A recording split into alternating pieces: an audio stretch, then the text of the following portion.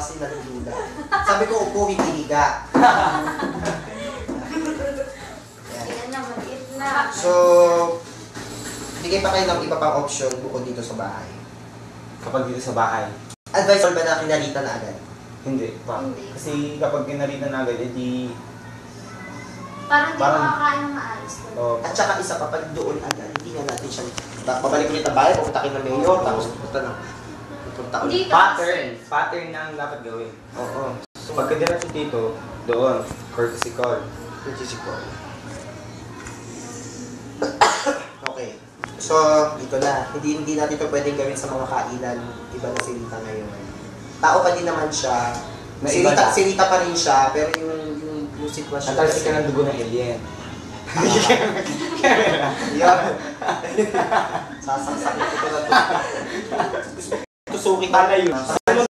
Tusukin ko lang kasi yung eyeball. Ay, grabe. Ano? Pagkaliwan natin ang mundo. Yan. So, dito na kasi hindi na natin pwedeng ano. Yun na nga, pala yung sabihin natin. Si Rita is Rita pa rin, pero yung ano niya, personality is iba. Masyado na siyang na-expose. So, ang gagawin natin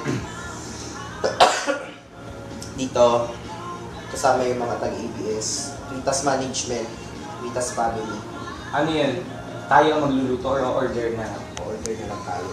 Ngayon, yung gagastusin natin dito, kanina magagaling. Okay. Tinatawagan po mga pwede mag-sponsor. Parang nanonood. Sponsor. Sponsor po para sa homecoming. gaganaping homecoming po. Pagsaluhan. Okay, sige. Tapos, Nawala yung mga nanonood, sabi ko may sponsor.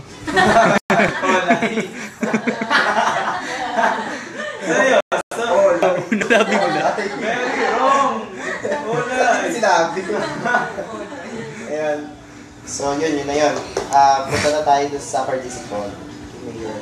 Ang nasa loob lang ng office ni Mayor ay pamilya ni Rita. Management core group.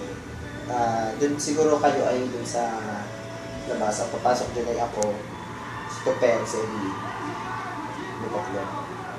Tapos, Wala kang background ng PBB, Pinoy Big Brother na tunog.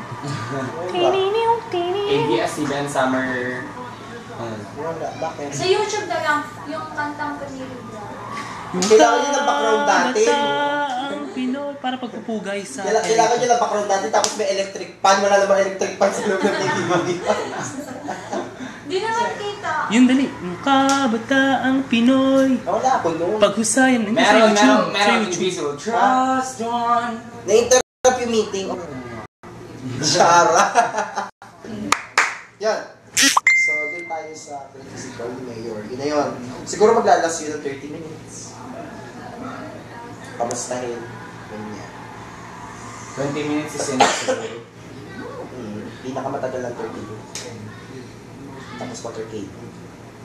Okay, switch to motorcade. Motorcade natin, ang mga target natin pwedeng kasama doon, mga friends natin. Mga friends Kung may kakilala tayo. Importante yung may sasakyan. Pag walang minus, huwag yung pasamahin. Sige ba? Joke lang. Meron ako, yung ninong ko kasi, marami silang yung ano ang tawag dun? Subukan ko yung Safe Peter plans. Baka karo.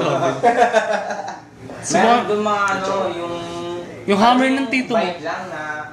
Hammer? Meron din kami eh. Hammer yung sa inyo, power swing sa akin. Power swing. Hindi, yung... Kung sa inyo hammer, kami hammer. Yung bisikleta lang, gagawin mo, tapos dito ay parang upuan, yung sa ano? Tricycle. Hindi tricycle. Pedicab. Pedicab.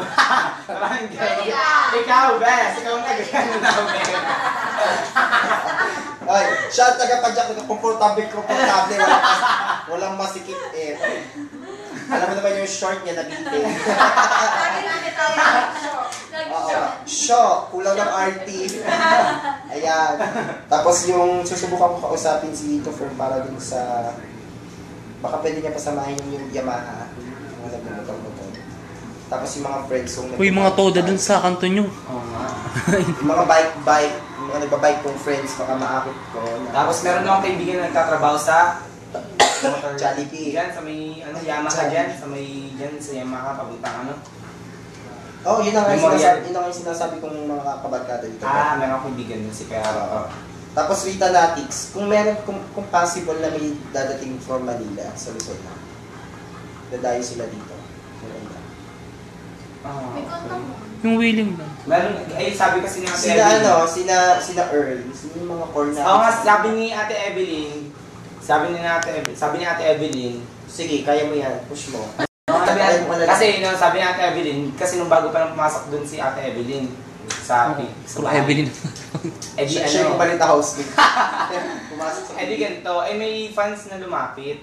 Sabi, kailan po ba namin pwede makita sa fans? Oo, fans. Kailan- Marami. Kailan daw pwede Kino-concern din yun, parang grand eyeball ka na. Kailan daw pa pwede makita si Rita? Pero dito na sa Luzon. Oo, sabi ni Ate Evelyn, baka hindi na daw talaga kaya doon. Kasi nga, hindi ayaw ipakita ni Tita Marcua. Ayaw. Ayaw pa daw. Eh di, sabi Pero after ng 2020